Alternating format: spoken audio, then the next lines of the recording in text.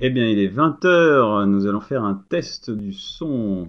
Alors, les personnes qui sont présentes dans la salle, 5 sur 5. Ok, super. Tout est ok. La webcam fonctionne. Le son aussi. C'est parfait. Bien. Eh bien voilà, il est 20 heures pour cette première visioconférence sur la thématique de la dynamique tourbillonnaire et de l'effet vortex. Eh bien, je vous souhaite la bienvenue à tous et à toutes. Et je vous remercie de votre présence parce que, eh bien, que serait cette visioconférence sans vous? Eh oui, si vous n'étiez pas là. Merci à vous d'être ici présents et présentes. Alors, donc la visio va durer a priori à peu près 1 heure. Il va y avoir des possibilités d'interagir en direct, donc il y a le chat pour ça, ça fonctionne plutôt bien.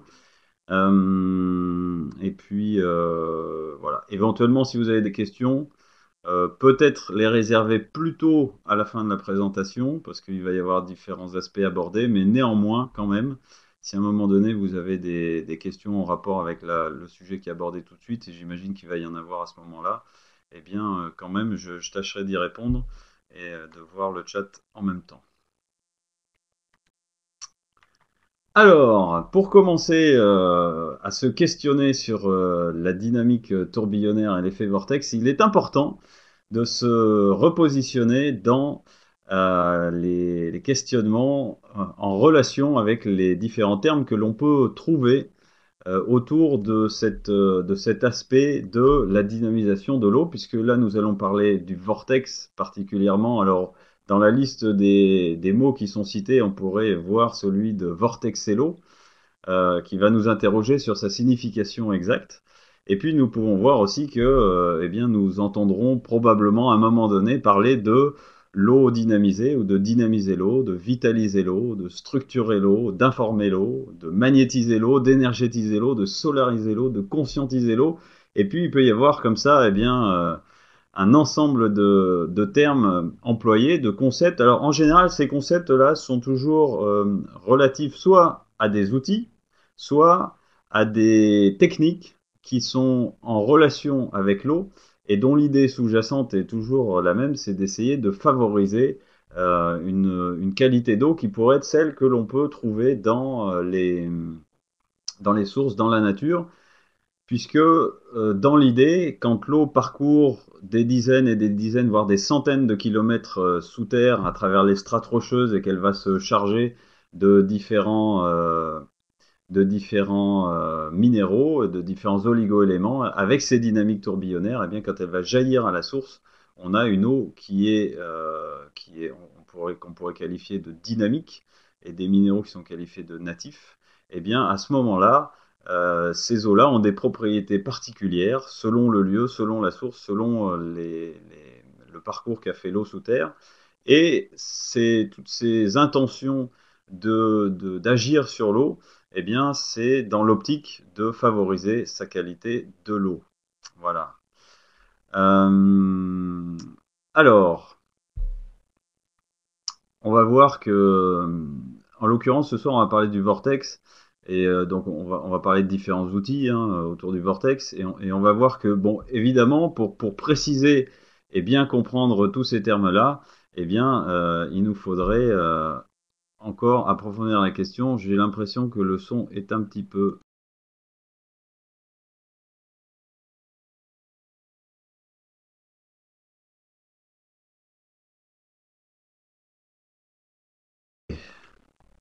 Là, je pense que ça doit aller mieux. Je peux même encore augmenter un petit peu le micro. C'est très bien. Merci. Alors, pour repréciser ces différents aspects autour de l'énergétique de l'eau, donc dynamiser, structurer, informer, etc., il est important de revenir aux bases. Puisque sans ces bases-là, en fait, c'est impossible de comprendre véritablement ce qui se joue dans les dynamiques de vitalisation, d'information de l'eau. Alors les bases, eh bien les voici, ce sont les 4 éléments. les 4 éléments dont l'eau fait partie. Alors dans ces 4 éléments, eh bien, nous avons la terre, l'eau, l'air et le feu. Et ce qu'il est nécessaire de comprendre, alors ça ferait l'objet d'un approfondissement, et ça doit faire l'objet d'ailleurs d'un approfondissement qui est beaucoup plus, qui demande à se questionner beaucoup plus en profondeur que simplement ce qui va être abordé ici, parce qu'on pourrait avoir l'idée que ces 4 éléments, une fois qu'on a dit, voilà, les 4 éléments, c'est la terre, l'eau, l'air, le feu, on a tout dit, c'est relativement simple. Alors oui, c'est simple, c'est vrai, mais en même temps, ça demande beaucoup plus d'approche, d'approfondissement de la question pour bien comprendre, en fait, quand je parle de l'élémentaire, de quoi est-ce que je parle, quand je parle de l'eau, de quoi est-ce que je parle, et ainsi, il en va de même pour les autres éléments, parce que ces éléments ont des caractéristiques. Et ces caractéristiques vont nous donner des indications sur ce que sont ces éléments et sur comment ils fonctionnent. Et ça va nous montrer, en fait, aussi en relation avec l'eau, eh bien, ce que c'est que l'eau. Et si j'arrive à mieux comprendre ce que c'est que l'eau, eh je vais mieux comprendre aussi ce que ça veut dire dynamiser l'eau, informer l'eau, etc. D'ailleurs, l'objectif de ces visioconférences qui vont suivre, eh bien, ça va être d'entrer encore plus en profondeur à chaque fois dans le domaine de l'élément eau et de voir comment cet élément-là, de quoi il nous parle exactement et qu'est-ce que c'est que l'eau. Parce que c'est vrai qu'on peut l'aborder sous l'angle de la formule chimique H2O. Hein, on pourrait dire, voilà, l'eau c'est H2O. Et effectivement, quand on regarde dans la formation des médecins, par exemple sur cette année de médecine, eh bien, ils vont passer à peu près une après-midi sur la thématique de l'eau. Parce que c'est vrai qu'une fois qu'on a dit H2O, on ne va pas tourner autour de la question pendant non plus 107 ans. Il n'y a pas grand-chose de plus à dire. Hein. Voilà, 2 atomes d'hydrogène, un atome d'oxygène, c'est bien, ils sont reliés ensemble, il y a des liaisons, etc. Bon, ok, mais quoi dire de plus? Voilà. Alors on peut avoir l'impression que il y a finalement pas grand-chose à dire, alors que il est nécessaire vraiment de creuser. Alors, je vais vous poser une question, à savoir si vous aviez une caractéristique à donner à l'élément eau. Alors, je vais vous montrer l'outil, voilà, juste la bouteille d'eau pour l'instant. Hein. Et si vous avez une caractéristique, il y a autre chose au-dessus, si vous avez une caractéristique à donner à cet élément eau, quelle caractéristique lui donneriez-vous? La caractéristique fondamentale de l'élément eau, ce serait quoi? Alors, je vais voir s'il y a des réponses. Voilà. Quelle serait la caractéristique de l'élément? La vie. Ouais. Ok. Liquide. Ah ben voilà, transparent, liquide, gaz liquide, solide. Alors là, on voit qu'il y en a qui ont peut-être un petit peu creusé la question, puisque effectivement, euh, il y a la notion de liquide dans l'élément eau, mais à un moment donné, si je diminue la température et que j'arrive à 0 degré, eh bien effectivement, l'eau va se solidifier. Alors là, est-ce que c'est encore de l'eau? Et puis quand je vais la chauffer, qu'elle va passer à l'état de vapeur, euh, est-ce que c'est encore de l'eau? De quel élément est-ce que je parle? Et ça, ce sont des réflexions qui sont intéressantes pour mieux comprendre en fait qu'est-ce que c'est que l'eau et surtout comment les éléments fonctionnent les uns avec les autres. Alors on pourrait donc utiliser on va dire dans un premier temps, le qualificatif de liquide pour l'élément eau, ok. Qu'est-ce que vous diriez pour l'élémentaire? Quelles caractéristiques vous donneriez à l'élémentaire?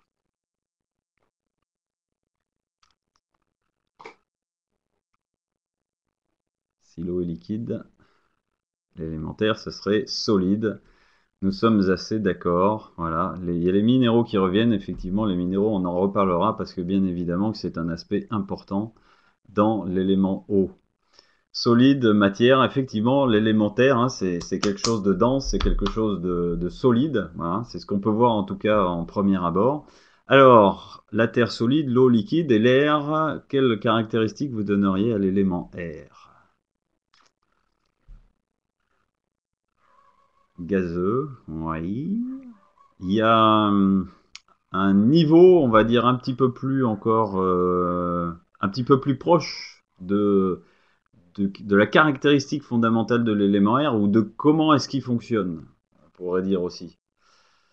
Invisible, oui, quoique, entre vous et moi, il y a bien quelque chose qui peut être visible.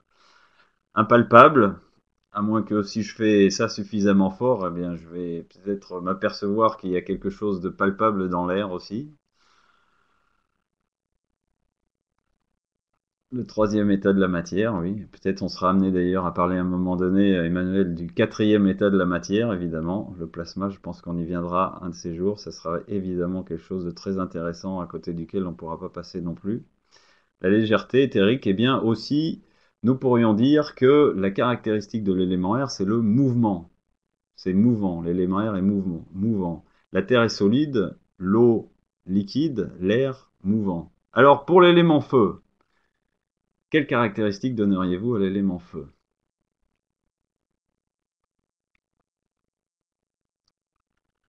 La chaleur, chaud, oui, effectivement, ça c'est souvent ce qui ressort en premier lieu. Et si je vous dis alors du coup la fraîcheur, le froid, est-ce qu'à votre avis c'est aussi en relation avec l'élément feu, le froid?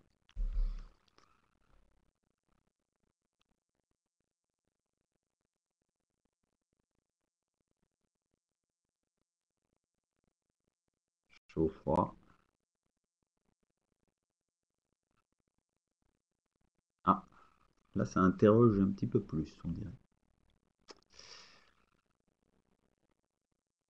La lumière, sec, la combustion, l'élément feu, oui. En fait, si j'avais un feu ici au niveau de ma main, eh bien effectivement, plus je vais m'approcher, plus ça va être chaud, et plus je vais m'éloigner, et plus ça va être froid. Donc la caractéristique, on se brûle par le froid, exactement. La caractéristique qui est en relation avec l'élément feu, c'est la température. Voilà. Donc ça, c'est la caractéristique fondamentale de l'élément feu, la température. Donc la terre solide, l'eau liquide, l'air, le mouvement, mouvant, et le feu tempéré. Alors, donc ça, ce sont quatre caractéristiques de base. Et déjà, une fois qu'on a les quatre éléments et leurs quatre caractéristiques de base, eh bien déjà, on a une possibilité de mieux comprendre comment fonctionnent les éléments, et notamment l'élément eau.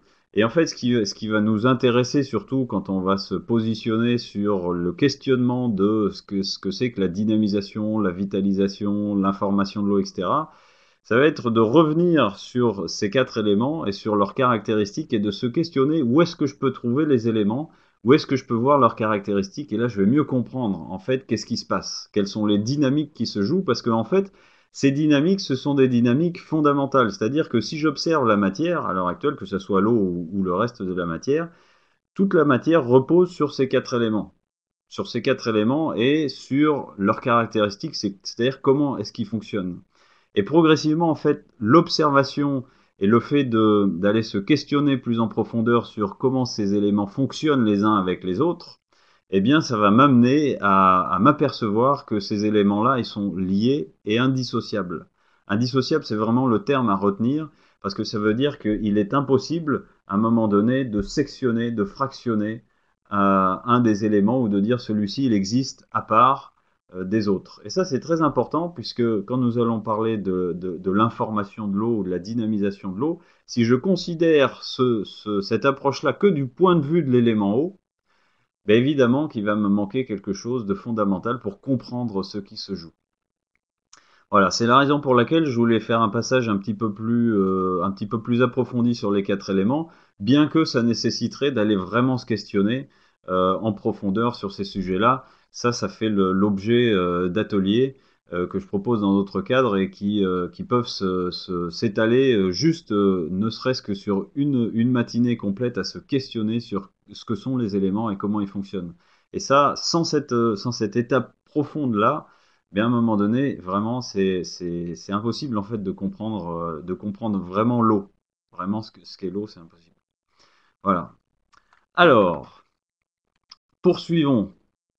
Le tourbillon, pour en venir au fait et à la thématique principale de notre soirée, le tourbillon, l'effet vortex. Alors, effectivement, souvent, le terme vortex est employé pour qualifier cette dynamique tourbillonnaire. En fait, si on dans l'aspect, on va dire dans la rhétorique exacte, c'est le tourbillon génère un effet vortex. Le vortex ne qualifie pas le tourbillon, c'est un effet vortex, comme on peut le trouver d'ailleurs dans le domaine de l'aviation, on appelle ça l'effet Venturi, et c'est exactement la même dynamique tourbillonnaire. Donc en fait, le point central, c'est le tourbillon. Et ce tourbillon, nous allons le voir, génère des dynamiques vraiment particulières au niveau de l'eau, mais pas que. Alors dans la nature, eh bien, nous retrouvons ces dynamiques de l'infiniment petit à l'infiniment grand. Alors, si je vous dis l'infiniment petit, à quoi vous ferez penser la dynamique tourbillonnaire dans l'infiniment petit?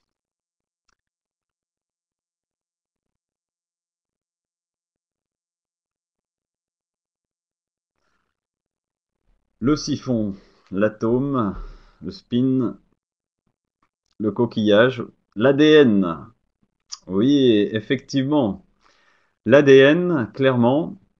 L'atome aussi, on va voir pourquoi l'atome et comment l'atome a ses dynamiques internes, sont celles du tourbillon. Et dans l'infiniment grand, alors, dans l'infiniment grand, à quoi pourrait nous rappeler l'existence de cette dynamique tourbillonnaire? Les galaxies, ben voilà, directement. Les tornades, on est dans le grand, et c'est vrai que les galaxies, les trous noirs, on est dans l'infiniment grand.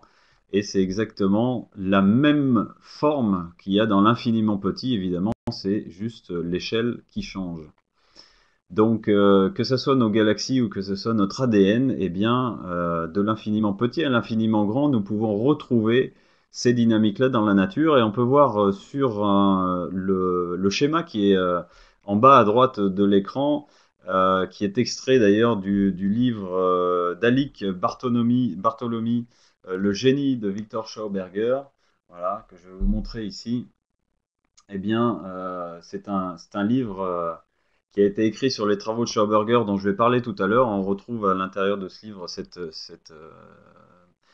cette image-là et elle nous parle en effet et en résonance avec les travaux de Nassim Haramein du cœur de l'atome, de comment fonctionne le cœur de l'atome. Eh bien, le cœur de l'atome fonctionne avec ce double principe tourbillonnaire qui permet de créer une sphère et qui à un moment donné va s'auto-alimenter lui-même.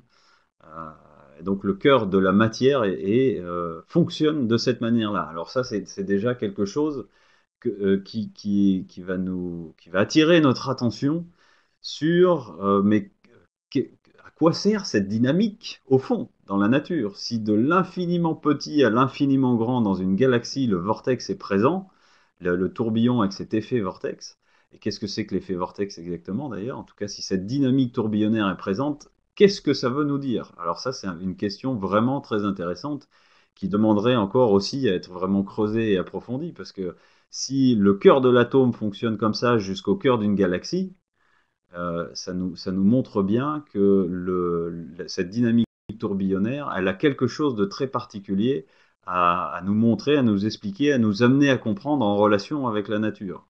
D'ailleurs, si vous vous rendez aussi à proximité d'un cours d'eau, eh bien, vous verrez effectivement qu'il se crée en permanence des centaines de tourbillons dans les rivières, que ce soit d'ailleurs avec des dynamiques tourbillonnaires à droite, dextrogir, ou à gauche, les vosgiens. Alors, où pouvons-nous retrouver par ailleurs dans la nature ces dynamiques tourbillonnaires? Ici, on en a quelques exemples qui ont été d'ailleurs donnés dans le chat, mais il y en a d'autres aussi. Évidemment, on retrouve voilà, la tornade, on retrouve la corne de l'antilope ou d'où. On retrouve différentes plantes, que ce soit le chou romanesco ou des plantes grasses, où on voit vraiment ces dynamiques tourbillonnaires imbriquées qui sont magnifiques, hein, les coquillages aussi. Et il faut croire déjà que les anciens avaient aussi compris ça, puisque les jarres, on peut voir les jarres qui servaient à conserver le vin, les breuvages dans l'Antiquité, eh bien, elles avaient cette même forme au niveau du fond tourbillonnaire pour créer précisément une dynamique particulière dans ces amphores, dans ces fûts, qui permettait d'avoir une meilleure conservation des liquides. Voilà. L'eau dans le lavabo aussi, effectivement, c'est pareil. Elle se vide avec cette dynamique-là. Tout à fait. Voilà où on peut retrouver le vortex. Alors, un des pionniers à avoir, je dirais, parlé et surtout ramené sur le devant de la scène des observations et des questionnements autour du vortex, eh bien, c'est Victor Schauberger. Victor Schauberger, c'était un garde forestier autrichien qui, dans les années 1930-1940, gérait voilà, son travail au niveau des forêts et s'était intéressé en observant très, très attentivement la nature, il s'était intéressé aux poissons et notamment aux truites et aux saumons dans les torrents de montagne. Et en fait, l'origine de son questionnement en ce qui concernait le tourbillon, les vortex, eh bien, c'est d'avoir observé ces truites et ces saumons dans les torrents de montagne et de s'être questionné à un moment donné sur comment il se faisait que ces poissons pouvaient rester quasiment à l'état stable dans le courant, dans les torrents de montagne, quasiment sans bouger, alors que l'eau dévale en sens inverse avec beaucoup de force. Et en observant très attentivement, eh bien, il s'était aperçu qu'il y avait une dynamique tourbillonnaire qui se créait sur les flancs du poisson, et que ce soit en relation avec l'eau et en relation avec l'hydrogène, l'oxygène qui était euh, relargué par l'ouïe des poissons, et que cet ensemble de phénomènes créait des dynamiques tourbillonnaires qui permettaient aux poissons d'être maintenus droits dans les ruisseaux. Alors ça l'a vraiment interrogé de comprendre comment ces dynamiques fonctionnaient exactement et comment est-ce que c'était possible, parce que un torrent de montagne, on peut comprendre quelque part son étonnement. L'eau qui dévale d'un torrent de montagne, c'est quand même une sacrée puissance.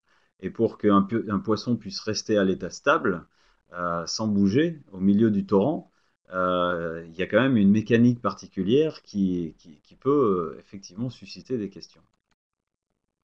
Alors, il a observé beaucoup, et puis, eh bien, étant un praticien, un homme de terrain, eh bien, il s'est mis en fait, à- à reproduire ces dynamiques de l'eau dans ses activités. Donc, au départ, c'était dans le transport du bois, puisqu'il faisait descendre des grumes de bois du haut de la montagne jusqu'en bas. Et pour favoriser le déplacement de ces grumes de bois, eh bien, il avait créé toute une installation de canaux avec ces dynamiques particulières, en mettant des eaux à certaines températures, par certaines périodes aussi, il avait observé qu'il y avait des influences de la Lune qui jouaient sur l'eau, etc., sur toutes ces dynamiques-là. Et donc, il avait commencé à mettre en application ça. Puis évidemment, il avait observé par ailleurs ces mêmes dynamiques à d'autres endroits dans la nature. Là, on voit le schéma sur les pommes de pin où effectivement, il y a ces deux dynamiques tourbillonnaires qui montent dans un sens et qui descendent dans l'autre. Et ce sont quand ces deux dynamiques tourbillonnaires se croisent, eh bien c'est à ces croisements-là en fait qu'on trouve dans les pommes de pin les graines. C'est à cet endroit que sont créées les graines. Donc ça nous dit encore que la combinaison, un petit peu au-delà de simplement de l'aspect de l'effet tourbillonnaire, ça nous dit au-delà de ça que quand en plus il y a une combinaison particulière de ces tourbillons, ben, il y a quelque chose d'autre qui se crée. Et on va voir derrière aussi qu'il y a d'autres applications qui ont été mises en place aussi avec cette idée de jumeler, entre guillemets, les tourbillons. Et puis on peut voir à gauche de l'image aussi un tourbillon et avec des flèches tout autour qui nous montrent en fait comment fonctionnent les dynamiques de l'eau dans un tourbillon. C'est-à-dire qu'il y a effectivement le tourbillon central, et puis tout autour du tourbillon central, eh bien, il y a toute une autre dynamique qui permet à l'eau de remonter et voilà, de revenir après vers l'intérieur du tourbillon. Donc il y a ce que l'on voit en apparence dans le tourbillon, et puis il y a tout ce qui se passe aussi autour. Le caducée des médecins, voilà, c'est aussi un vortex, étonnamment, c'est vrai. L'enseigne ou l'insigne des médecins, c'est effectivement, voilà, on retrouve. D'ailleurs, si on regarde aussi dans la symbolique de ça, hein, ce sont des serpents, l'insigne du caducée des médecins, et c'est double serpent, puisqu'il y en a deux, hein, normalement, à l'origine.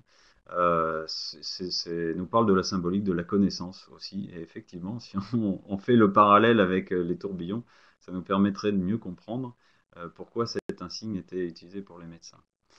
Dans la poursuite des travaux de Schauberger, il a été bien évidemment à un moment donné vraiment intéressé pour aller au-delà parce qu'il s'est aperçu que ces dynamiques tourbillonnaires, eh bien, elles créent un état particulier de la matière, c'est-à-dire de la matière ici en l'occurrence de l'eau, hein, puisque c'est de l'eau que nous parlons. Et donc cet état particulier, c'est-à-dire que ça c'était lié aussi à d'autres observations qu'il a pu faire à un moment donné où à certaines périodes, dans ces mêmes torrents de montagne, il s'apercevait qu'il y avait des poissons qui arrivaient à sauter d'un seul coup des très grandes hauteurs de cascade. Et alors ça l'interrogeait aussi. Il se demandait mais comment des poissons là, qui sont en bas arrivent à sauter des aussi grandes hauteurs d'eau. Et ça, vraiment, ça l'interrogeait aussi. Et progressivement, en fait, successivement, après avoir mis en application, il a commencé à comprendre que l'apparition de ces dynamiques tourbillonnaires dans l'eau générait, au-delà du mouvement apparent, générait des principes énergétiques beaucoup plus profonds qui modifiaient l'état de l'eau et de l'atmosphère et qui permettaient donc eh bien, de changer, hein, de changer l'état de la matière. Alors donc, il a créé aussi des canalisations.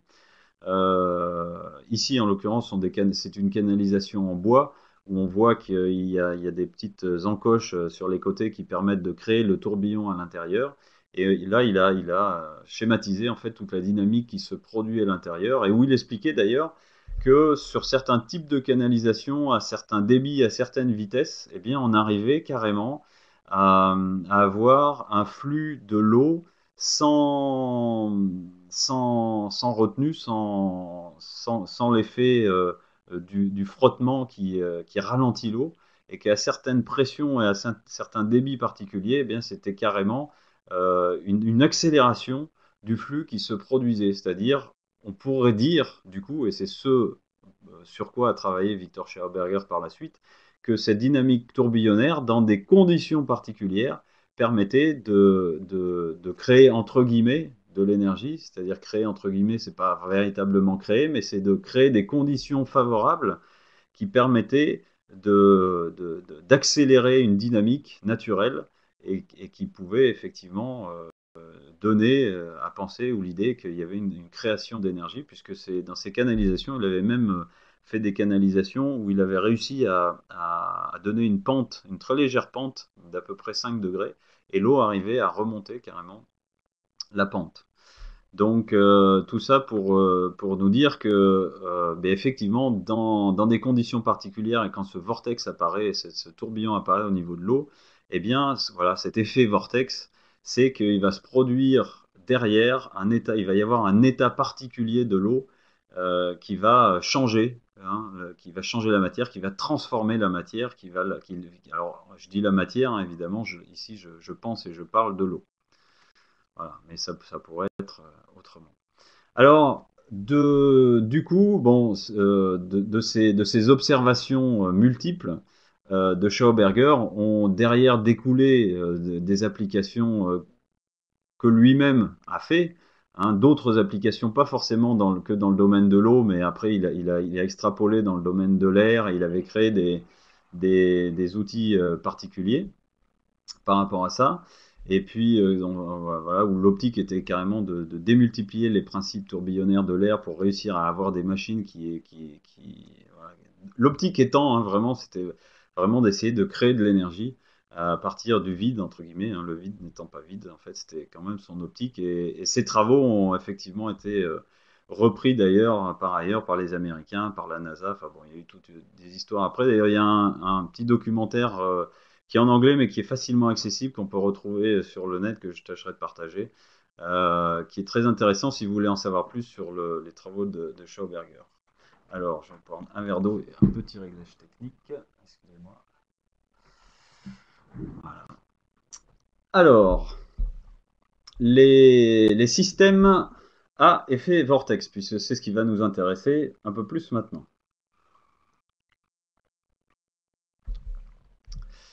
De ces différents travaux, donc il y a eu derrière Victor Schauberger, il y a eu quand même des voix qui ont été vraiment impulsées puisque lui-même d'ailleurs a créé pas mal d'outils, notamment des grands entonnoirs en cuivre, etc., pour l'eau, et même des outils pour le travail de la terre.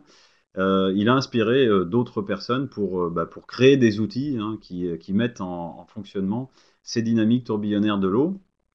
Alors, voilà, j'ai mis au centre le système Curtis, puisque effectivement, ce système-là permet de créer des tourbillons à l'intérieur de la cuve. Dans le système Curtis, à l'entrée et à la sortie, on a des plaques avec un ensemble de trous qui permettent de générer ces dynamiques tourbillonnaires. Donc là, on pourrait parler de micro-vortex ou de nano-vortex, puisque ce sont des vortex tout petits, qui ne sont pas amplifiés, mais qui sont des vortex naturels, qui se produisent quand on va mettre un obstacle circulaire ou cylindrique, et donc ça va engendrer cette dynamique tourbillonnaire.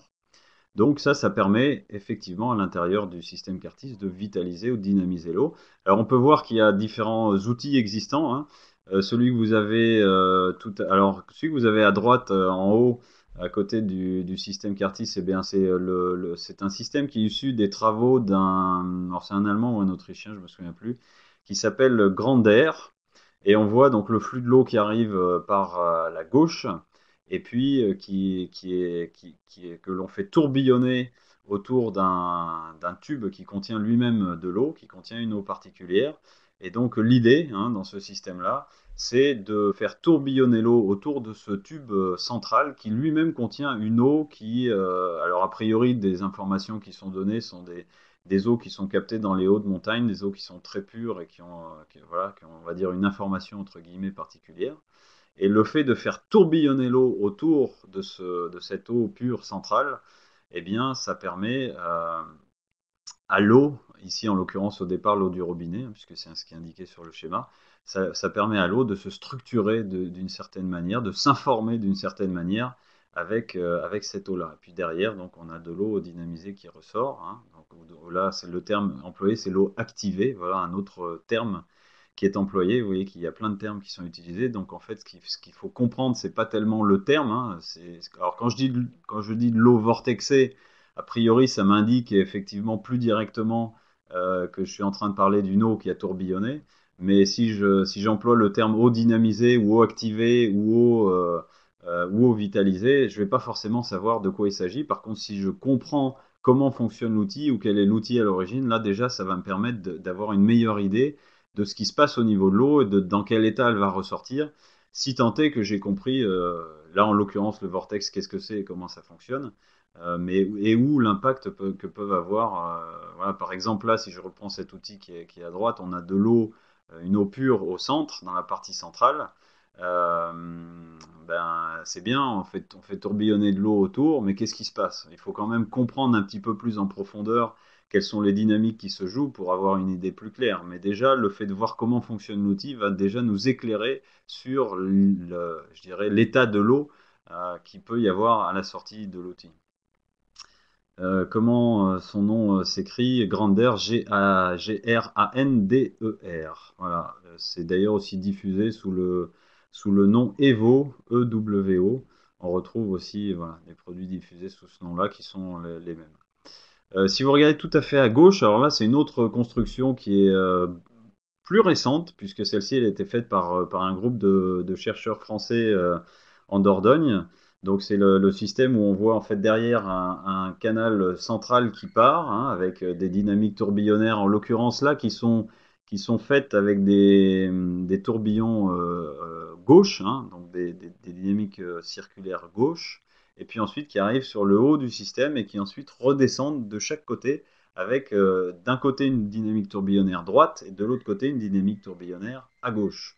Et tout ça, ça se rejoint dans un œuf, dans une forme ovoïde, où va se recréer à nouveau la dynamique tourbillonnaire à l'intérieur de l'œuf. Donc là, on voit qu'il y a une combinaison de différentes techniques, hein, puisqu'il y a des spirales qui sont séparées.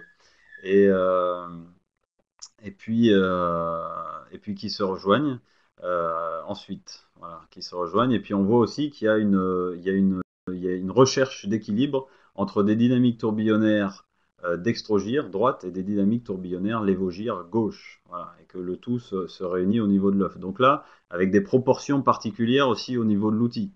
Donc là, on voit qu'il y a une autre recherche qui est de combiner ces dynamiques tourbillonnaires, droite et gauche, de créer un équilibre, et tout ceci en résonance avec ce qu'on appelle une onde de forme, c'est-à-dire un cadre particulier de dimension et de longueur. Donc ça, c'est le système VODA, voilà, VODA, aussi connu sous le nom Vodaflor, VODA, FLO 2OR, si ma mémoire est bonne. Un autre outil, celui que vous voyez tout en bas, là, on voit juste un tuyau blanc. Alors ça, c'est un autre outil qui a été créé par un Américain qui a travaillé pour la NASA, dont le nom m'échappe tout de suite, et qui lui, en fait, donc il a travaillé pendant 30 ans sur l'eau, et puis arrivé en retraite, il a sorti ce système-là. Euh, donc, c'est une combinaison de différentes billes sphériques à l'intérieur. Donc là, ça c'est diffusé sous le nom eau photonique. Et ces différents cheminements de billes à l'intérieur de l'outil permettent en l'occurrence, encore une fois, on pourrait dire de vortexer ou de dynamiser l'eau, hein, de structurer l'eau d'une certaine manière. Voilà. Et puis au centre en bas, vous avez un autre outil où on voit une toute petite pointe qui ressemble aussi effectivement à un tourbillon. Et ça, ceux-là, ils sont plus diffusés, utilisés pour le traitement du calcaire, puisque effectivement, une des propriétés autres, hein, de la dynamique tourbillonnaire, eh bien, ça va être d'agir sur la transformation naturelle du calcaire. C'est aussi ce qui se passe d'ailleurs à l'intérieur de l'unité Cartis, c'est aussi ce qui permet effectivement d'agir à la transformation du calcaire. C'est une combinaison entre le charbon-argent et ces dynamiques tourbillonnaires bien particulières. Et puis vous pouvez voir tout à fait à droite, ça c'est ce sur quoi on va s'arrêter un petit peu plus, un autre outil, un des plus simples de tous ceux qui existent, qui permet de créer un tourbillon entre deux bouteilles. Alors ça c'est facile à utiliser chez soi. Alors, ouais, si je vais revenir sur ça après, mais juste avant de reparler de cet outil voilà, qui se met entre deux bouteilles, je vais faire un petit passage quand même par les travaux de Jeanne Rousseau et de la baignoire à double vortex, parce que ça c'est aussi une autre application accessible voilà, que l'on peut reconnaître.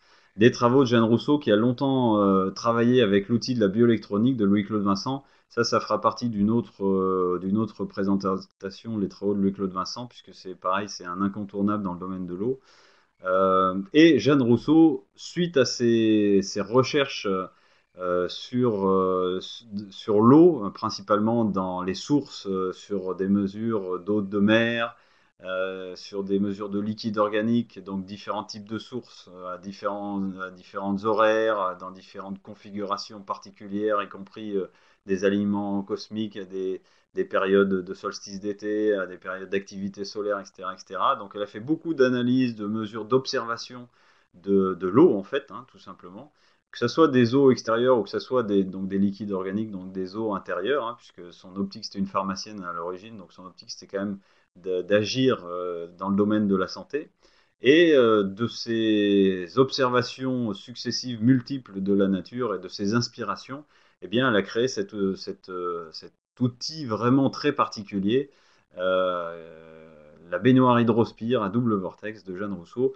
Donc, c'est une baignoire qui fait 2,50 m de long par 1 m de large par 1 m de haut, dans laquelle on peut mettre à peu près 1 m3 d'eau, donc un peu plus de 1000 litres d'eau, et qui va permettre, avec les deux pales qu'il y a de chaque côté, qui font à peu près 50 cm de diamètre, de créer deux tourbillons énormes qui vont tourner en sens opposé, donc ils vont créer une espèce de lemnisquette de 8. Et donc on se place au centre de cette baignoire, et puis on prend des bains qui voilà, durent à peu près 3 minutes ou un peu plus, hein, selon. Et c'est une expérience très particulière et qui, à travers à la fois les deux vortex énormes qui sont créés de chaque côté et que génère cette dynamique tourbillonnaire avec l'eau et cette forme de 8, donc les deux vortex qui en eux-mêmes créent déjà des champs énergétiques particuliers, plus toute cette dynamique d'interrelation entre l'eau et ces dynamiques énergétiques des tourbillons, eh bien ça fait comment dire, ça fait un champ très particulier qui, dans un premier temps, met l'organisme en mode élimination, c'est-à-dire ça va envoyer entre guillemets l'information au corps de nettoyage.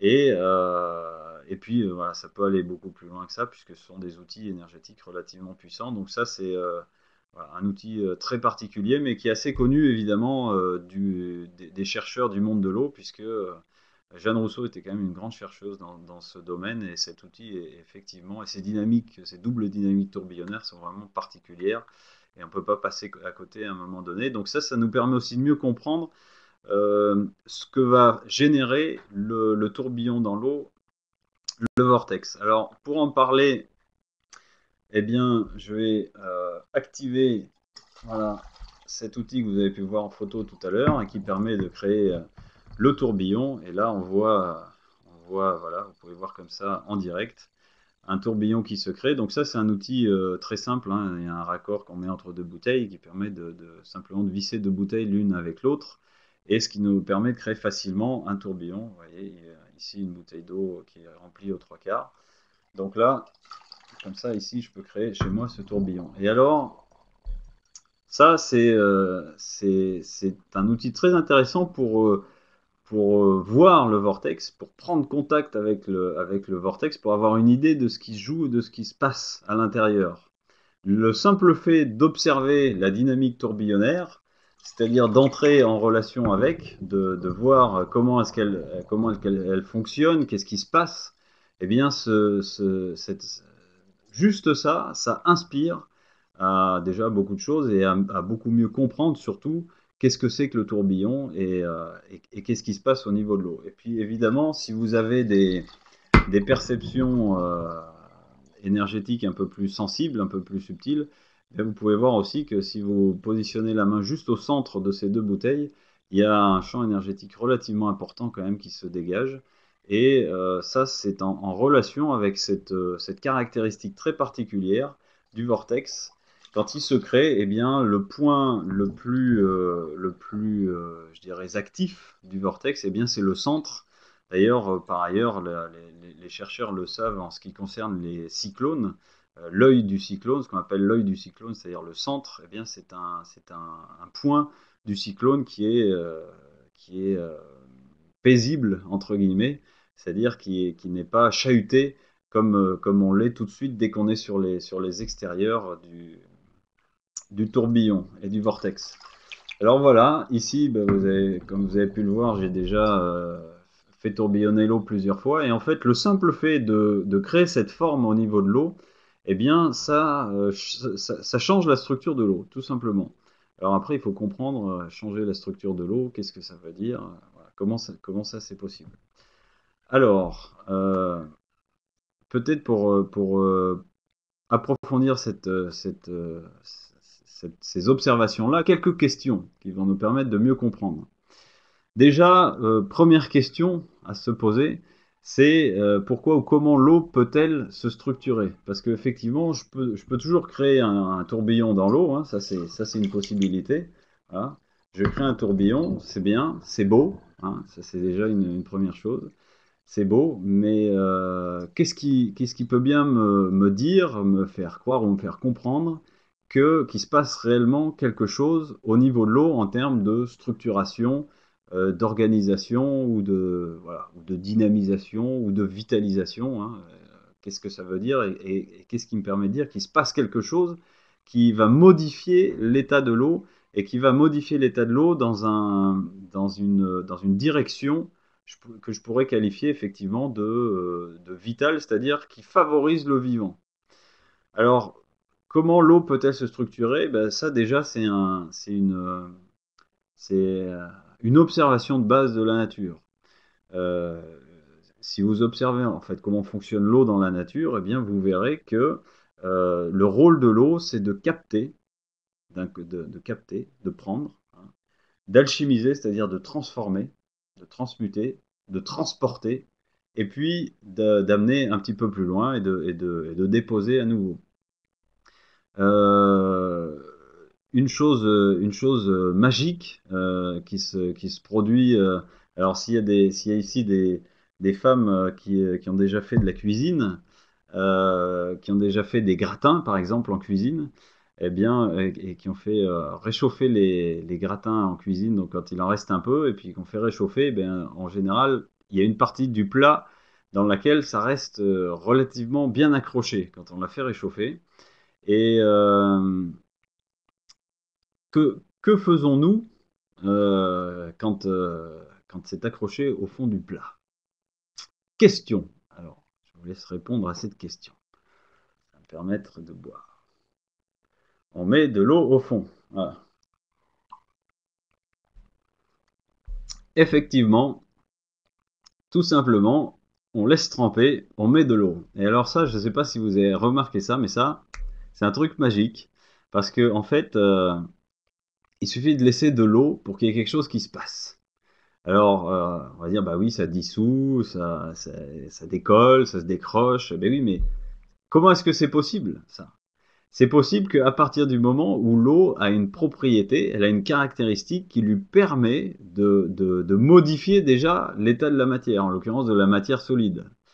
Et donc cette caractéristique, c'est cette caractéristique de capter, de prendre. Si l'eau n'avait pas cette caractéristique-là, elle ne pourrait pas, par conséquent, changer d'état ou se structurer de certaines manières.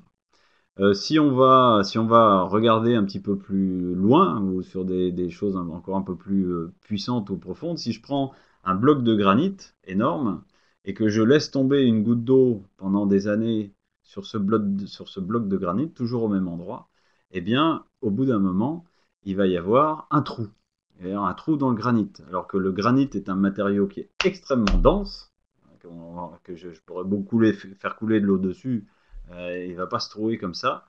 Mais par contre, au bout d'un certain temps, si l'eau tombe toujours au même endroit, et pendant un certain temps, à une certaine rythmique, ben à un moment donné, il va finir par y avoir un trou parce que l'eau a cette propriété quand même très puissante c'est un détergent à l'état pur, c'est un détergent extrêmement puissant de capter, de prendre et même de désagréger une roche qui pourrait paraître extrêmement dure, extrêmement solide. Donc ça, c'est le pourquoi de l'eau peut se structurer, parce qu'elle a cette capacité de capter, de prendre, d'interagir avec les substances. Donc ça, elle peut le faire avec des matériaux solides, comme elle peut le faire en fonction des dynamiques dans lesquelles elle se trouve. Et ça nous emmène à nous questionner évidemment sur que se passe-t-il dans nos canalisations. Puisque quand l'eau a parcouru des centaines et des centaines de mètres, voire des kilomètres entre le point de captage et nos robinets dans des canalisations rectilignes, à angle droit, sous pression, au contact de différents matériaux qui sont totalement autres de ce que l'eau peut trouver dans le milieu naturel, où naturellement elle va cheminer, elle va serpenter, il va y avoir toutes ces dynamiques de, circulaires et de tourbillons qui sont présentes, bah, dans des canalisations rectilignes, l'eau elle va tout droit.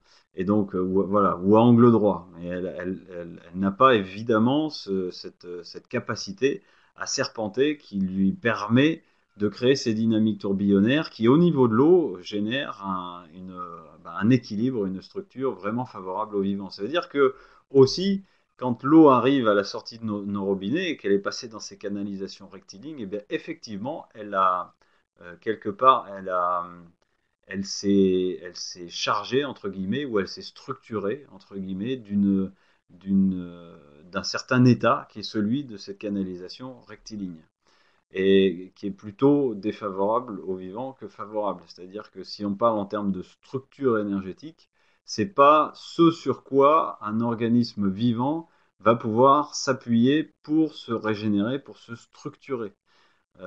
Effectivement, si je bois cette eau-là, bah, bon, ça va m'hydrater entre guillemets, c'est-à-dire que ça va faire un certain travail dans l'organisme, mais c'est pas quelque chose qui va m'apporter en fait véritablement quelque chose. C'est plutôt quelque chose qui va venir en fait me solliciter, qui va solliciter mon organisme. Ou alors sauf si vraiment j'ai tellement soif et je suis tellement desséché que même si l'eau elle est pourrie entre guillemets, ça va quand même être favorable. Mais là j'ai un niveau qui est tellement bas, on va dire, de vitalité que de toute façon même une mauvaise eau du robinet, elle va me remonter.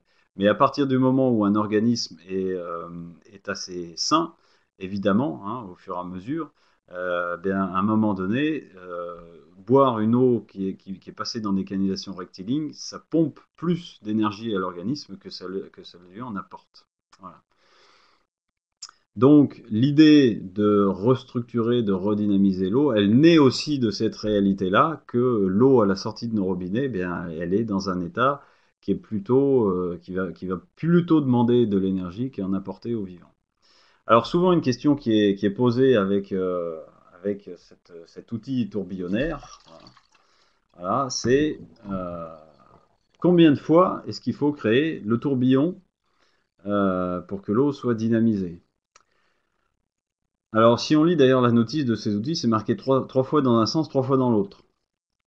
Alors ça, c'est très relatif, parce que en fait, déjà à partir du moment où un tourbillon apparaît, il y a un changement d'état de l'eau. Et on va dire que si je prends une eau du robinet classique, hein, ou si je prends évidemment ce qui est plus intéressant, c'est une eau du robinet qui a déjà un bon niveau de qualité, donc une eau du robinet qui a été filtrée. Si je reproduis cette dynamique tourbillonnaire, on va dire 4 fois, je vais la créer 2 fois dans un sens, 2 fois dans l'autre, je vais avoir un certain équilibre. Et bien là, je vais avoir quand même déjà un bon niveau énergétique de l'eau. Ça, c'est une chose. Mais il y a aussi autre chose, c'est que si je génère cette dynamique tourbillonnaire au niveau de l'eau, et puis que je commence à me questionner sur, à regarder le chat et à me dire, oh là là, 30% des conduites datent de 1912 en fonte grise, qu'est-ce que c'est que cette histoire? Ou si je suis en relation avec le phénomène qui est en train de se produire, alors déjà, il y a une différence. Et ça, c'est vraiment important puisque ça nous amène à nous questionner sur le rôle de l'expérimentateur, la place de la relation qu'il prend avec l'outil et avec l'eau.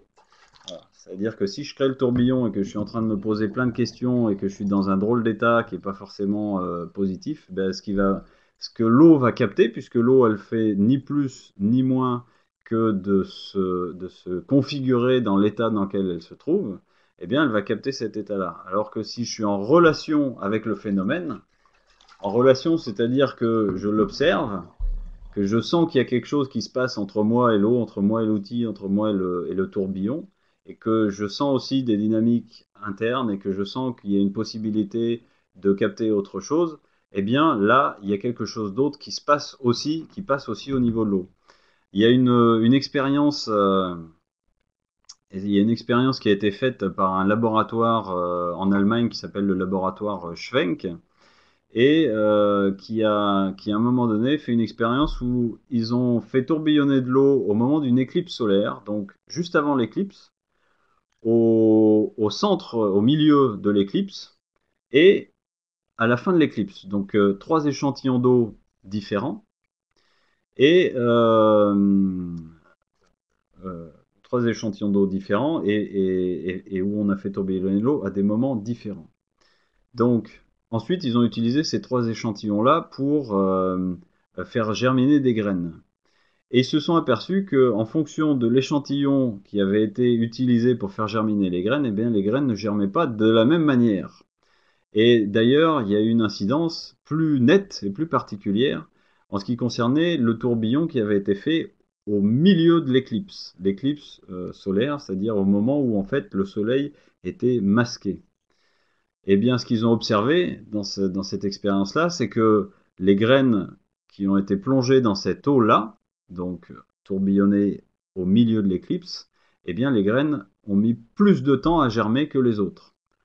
Ce qui nous amène à comprendre que, en fait, quand la dynamique tourbillonnaire se produit, eh bien, là, c'était au milieu de l'éclipse, donc il n'y avait plus ces rayons du soleil qui étaient présents et qui génèrent aussi une énergie particulière au niveau de la Terre et des plantes, évidemment, dans leur croissance.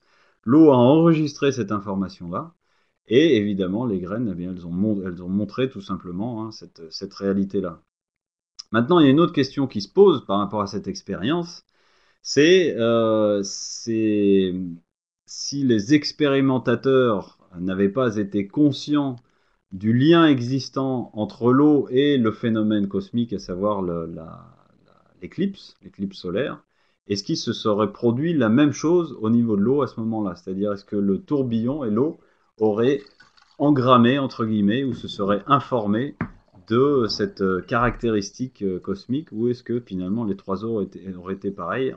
Là, donc la question, c'est en fonction des expérimentateurs. C'est-à-dire, est-ce que c'est l'expérimentateur qui permet de faire le lien entre l'eau et le phénomène cosmique, ou dans tous les cas, est-ce que l'eau va capter quoi qu'il se passe, hein, quoi qu'il en soit? Évidemment, il reste toujours des interrogations et donc à un moment donné, il n'y a pas d'autre voie possible que d'expérimenter par soi-même, hein, c'est évident. Et de toute façon, je tiens quand même à vous rassurer une chose, c'est que quel que soit le chercheur auquel vous feriez appel sur cette planète, quand bien même serait-il le plus grand et aurait-il étudié toute sa carrière l'eau, il y en a aucun qui est capable d'expliquer ce que vous voyez dans cette bouteille, c'est-à-dire de l'eau. Personne n'est capable d'expliquer en fait comment ce phénomène physique est possible. On sait l'observer, changer les cadres d'expérimentation, mais au fond, expliquer véritablement comment c'est possible et comment ça fonctionne, il reste évidemment plein de questions. Voilà, alors j'ai vu qu'il y a deux, trois questions qui sont passées, donc je vais quand même y répondre. J'ai essayé le vortex et le goût de l'eau changent, oui, effectivement. Est-ce qu'il y a un sens que le tourbillon, le sens a une incidence? Alors oui, Jeanne Rousseau a fait des mesures, et en fonction du sens tourbillonnaire, à droite ou gauche, eh bien, il y a une augmentation ou une diminution du pH, ça c'est une chose. Mais on pourrait effectivement aller creuser encore et, euh, et ça demande encore à être approfondi, effectivement. Voilà, effectivement. Est-ce qu'ils ont fait la même expérience sur des graines germées, mais sans faire le tourbillon? Eh bien, toujours un étalon, bien sûr, il faut un étalon, mais en l'occurrence, là, il y avait trois échantillons d'eau, hein. Il y en avait un avant, un au milieu, un pendant. Et sur ces trois échantillons d'eau, eh bien, il y a une nuance. Donc, c'est suffisant pour nous montrer qu'il y a quelque chose qui se produit dans la relation entre le tourbillon et le phénomène. Hein. Sinon, s'il y avait eu aucune nuance, si les graines avaient germé pareil dans tous les cas, eh bien, ça nous aurait indiqué qu'il y avait en fait effectivement rien qui se produisait de particulier. Quelle eau utiliser à la base? Ça, effectivement, c'est une question qui est souvent posée et une question qui se pose dans l'utilisation de ces outils et de ces outils énergétiques, quels qu'ils soient d'ailleurs, hein, c'est bah, si j'utilise de l'eau du robinet, par exemple, qui contient encore des molécules chimiques, est-ce que ça va être favorable? Alors là, en général, il y a deux approches. Il y a une approche qui dit bah, c'est défavorable puisqu'on va amplifier en gros l'information de ces molécules chimiques dans l'eau et puis ben, ça va plutôt être défavorable. Et il y a une autre voie qui dit, eh bien, si on structure l'eau, au contraire, on va diminuer l'impact de ces molécules chimiques sur nos organismes. Il y a toujours souvent deux approches, hein, une qui dit pour, une qui dit contre, ou blanc et noir. Et en fait, ce qu'il faut comprendre, c'est que effectivement, si je prends l'eau du réseau, l'eau du robinet, hein, ben c'est bien l'eau qui porte les molécules chimiques, c'est-à-dire qu'elles sont bien dans l'eau. Donc, si je change l'état, si je change la nature de l'eau, ben, à un moment donné, effectivement, je vais aussi changer la nature de ces molécules chimiques. Ça ne veut pas dire que je vais les faire disparaître, quoique si on amplifiait les dynamiques tourbillonnaires, eh bien, effectivement, à un moment donné, on pourrait arriver carrément à fracturer ces chaînons moléculaires chimiques, hein, entre guillemets. Il faudra aussi se poser la question, mais en fait, qu'est-ce que c'est que la chimie pour mieux comprendre ces dynamiques-là.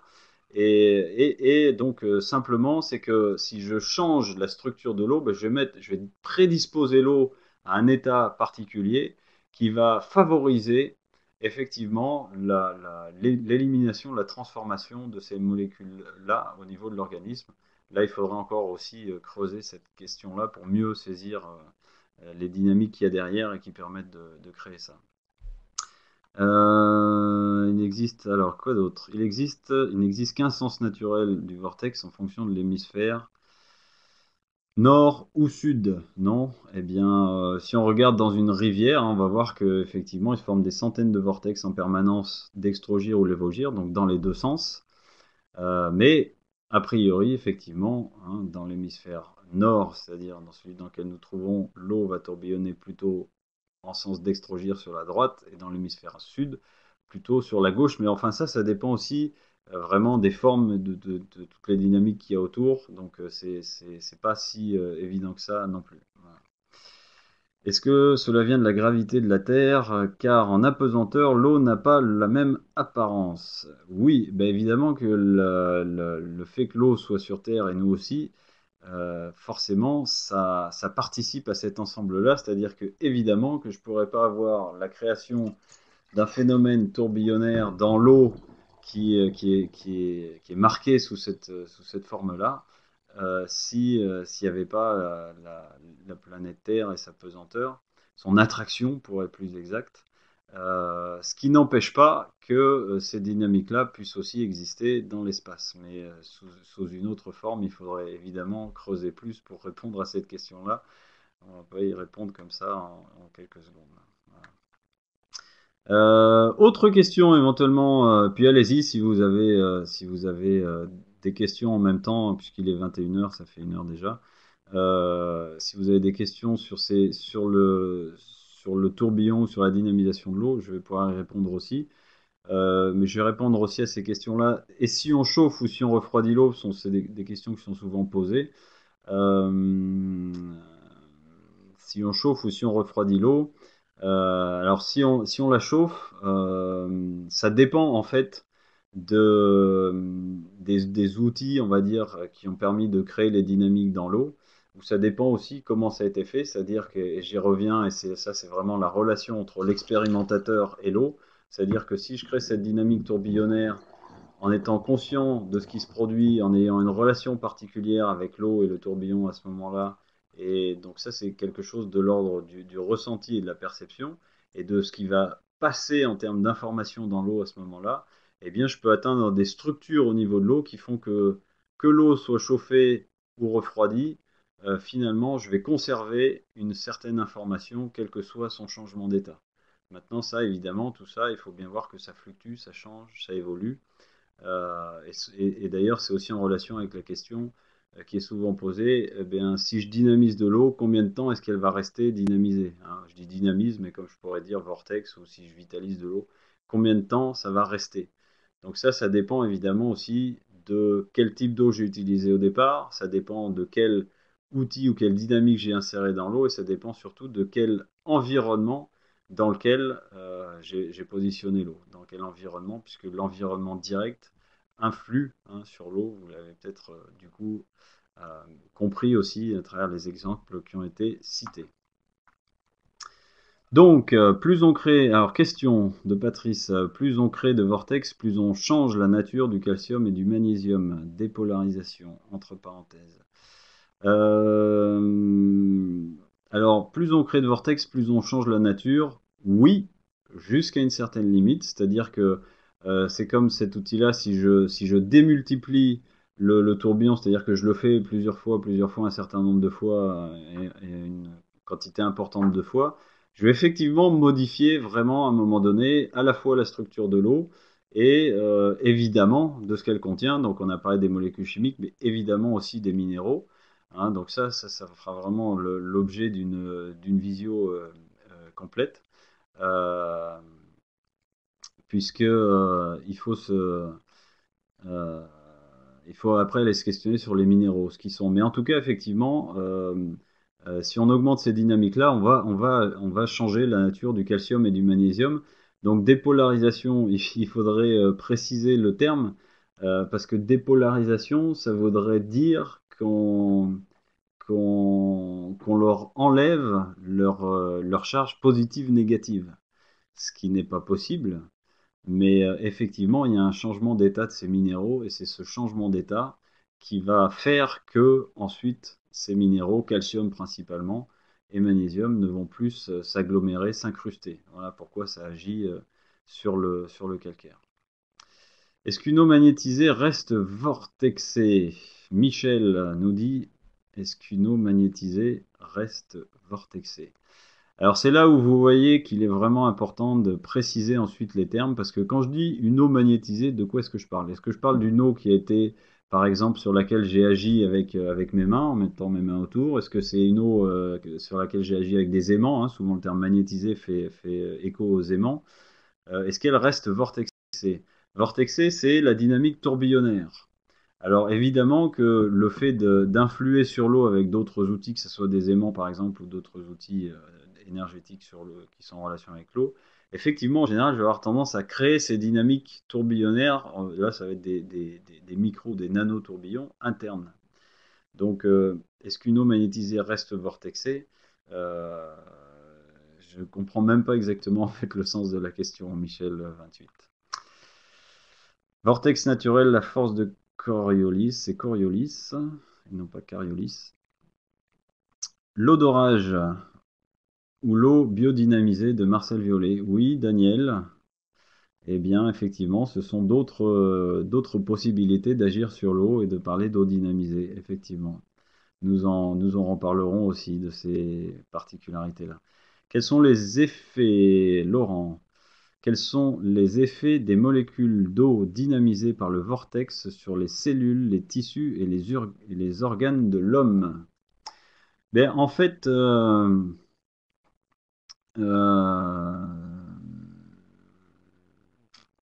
pour répondre à cette question, il faut se questionner sur le rôle de l'eau dans l'organisme.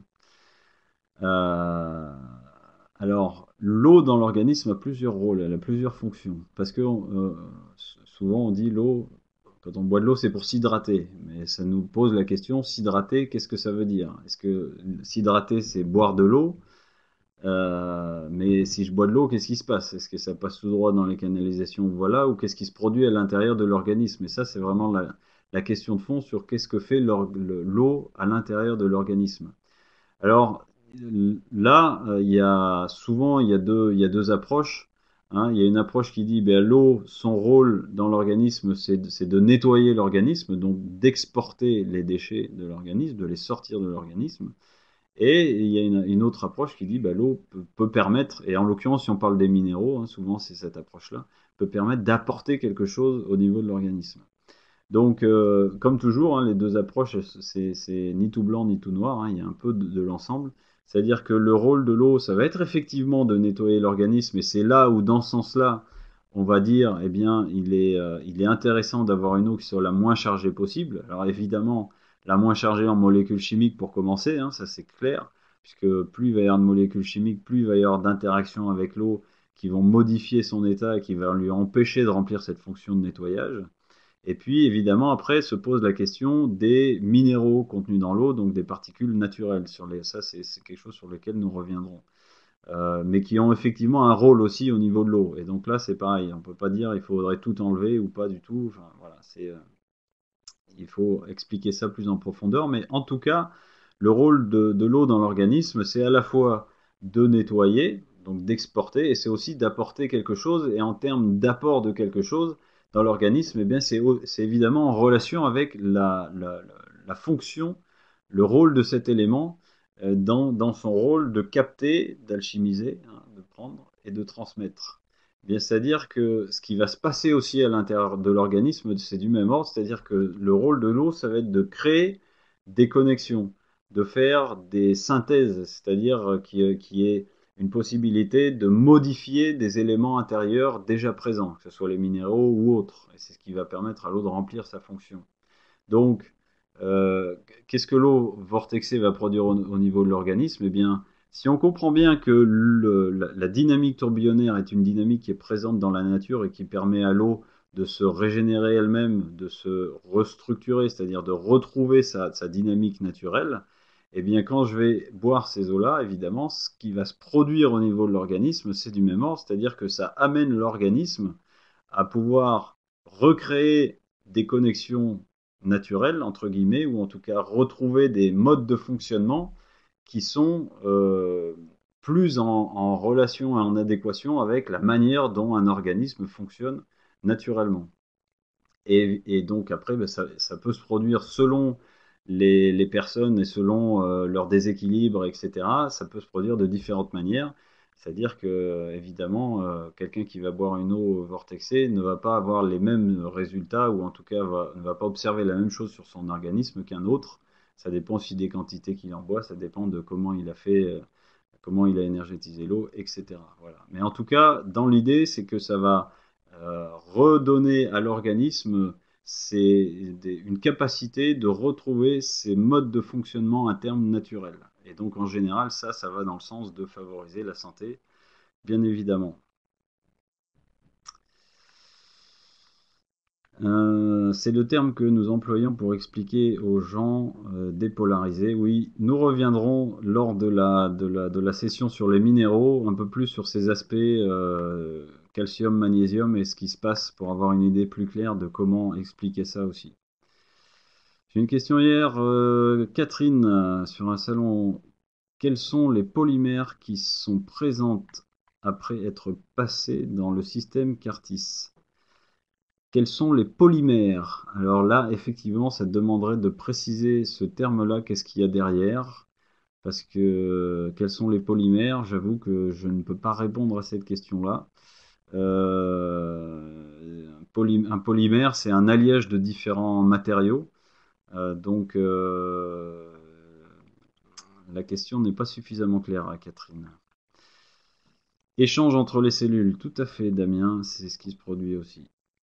L'effet vortex agit sur l'angle formé par les deux atomes d'hydrogène.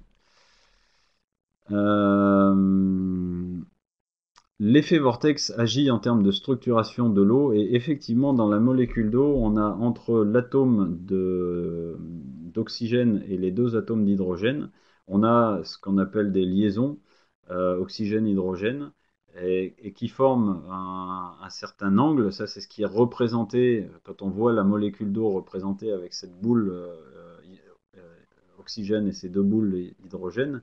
Souvent, on voit avec la liaison, et donc on voit cette espèce de molécule avec un angle particulier, c'est cette caractéristique, on va dire géométrique, de la molécule d'eau, qui crée aussi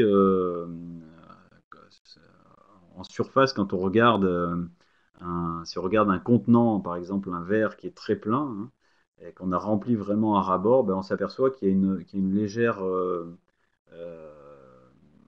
il y a une légère sphère en fait qui se forme au-dessus du récipient. Et donc, on appelle ça, ça c'est lié à ce qu'on appelle la tension superficielle de l'eau. Et effectivement, le vortex va modifier, va changer ces angulations de l'eau et va l'amener à, à modifier cette tension superficielle aussi, et donc va amener l'eau en général à retrouver son état, je dirais, naturel aussi au niveau de cette angulation-là. Ce qui fait que, par exemple, un des exemples de ce qui se produit du coup quand cet état de l'eau a changé, par exemple, quand on asperge ces eaux-là sur des plantes, eh bien, on qualifie ces eaux-là de plus mouillantes, c'est-à-dire qu'elles ont la particularité de pouvoir être mieux absorbées par les plantes, en l'occurrence. Évidemment, c'est pareil pour l'organisme. Les polymères de l'eau, d'accord Catherine, j'ai eu la question au salon, quels sont les polymères qui sont présentes? Quels sont les polymères de l'eau qui sont présentes? Non, c'est toujours pas clair. Alors je sais pas, peut-être les personnes voulaient poser une question en rapport avec ce qu'on appelle les clusters d'eau. Je sais pas si c'est de ça que tu parles, parce que ça c'est encore autre chose. Mais les polymères de l'eau, je vois toujours pas à quoi ça peut correspondre. Je n'ai pas compris ce que voulait dire la personne. Oui, bah du coup je vais pas pouvoir comprendre mieux. Je suis désolé, mais dans ces cas-là c'est vraiment important de préciser la question, encore une fois, parce que de toute façon, on ne peut pas tout savoir. Et donc, à un moment donné, quelqu'un qui vient déjà avec une idée en tête et qui nous pose une question qu'il a peut-être plus ou moins bien compris, qu'est-ce qu'il veut dire à travers les mots qu'il est en train de prononcer? Euh, Déjà, ça c'est important de comprendre que voilà, souvent un même terme peut vouloir qualifier plusieurs choses selon les personnes qui le prononcent. Daniel nous dit les polymères sont utilisés comme adjuvants de flocculation dans les processus de traitement d'effluents industriels ou municipaux.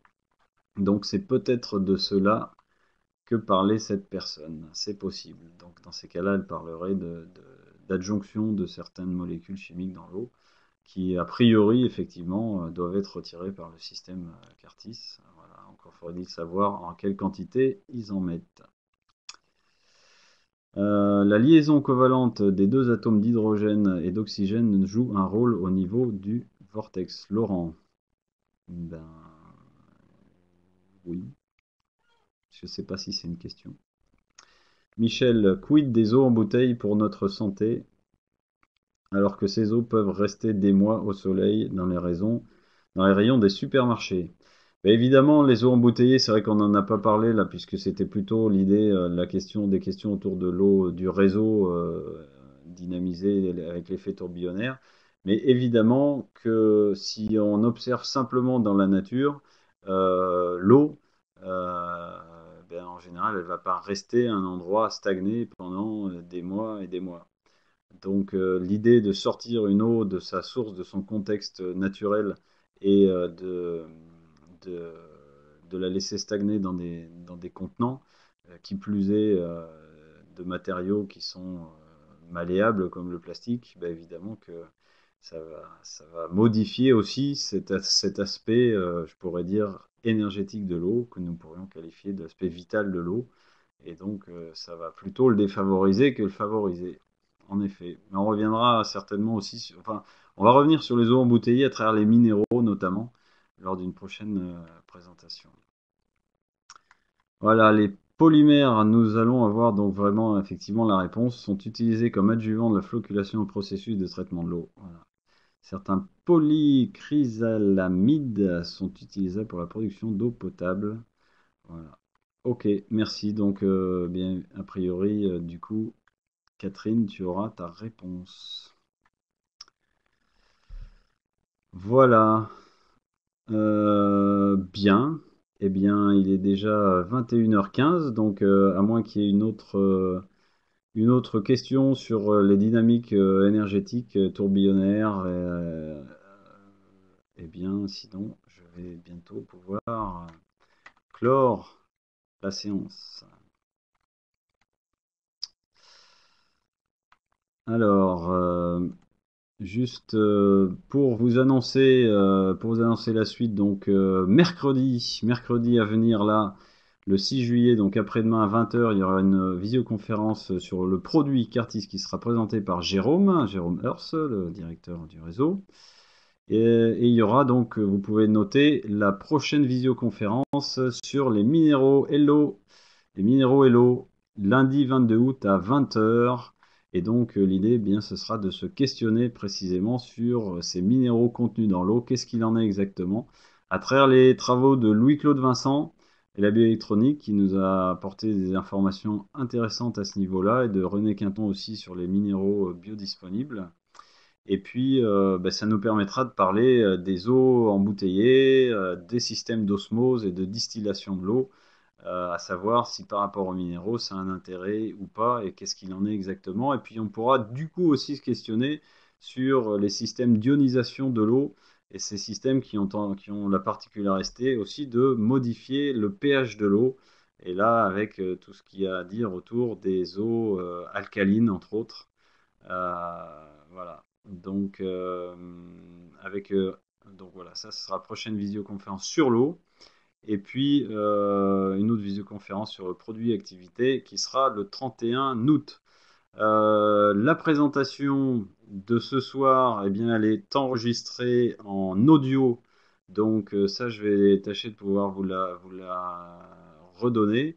Il n'y aura pas de retour vidéo parce que j'avais tenté un enregistrement, mais il se trouve qu'il y a une surchauffe de l'appareil qui est enregistré, donc je suis désolé, mais il n'y aura pas ce ne sera pas possible de la revoir, mais de l'écouter, oui. Voilà, donc ça, je tâcherai de la mettre en ligne assez rapidement. Merci à tous de votre présence. Je vous souhaite une agréable soirée, une bonne nuit peut-être, et on peut encore profiter de la soirée puisqu'il est que 21h20 et il fait encore jour tard en ce moment, c'est l'été. À bientôt et rendez-vous au mois d'août et en juillet, donc mercredi prochain pour la visioconférence produit avec Jérôme. Bye bye. C'est un plaisir d'avoir partagé ces informations-là avec vous.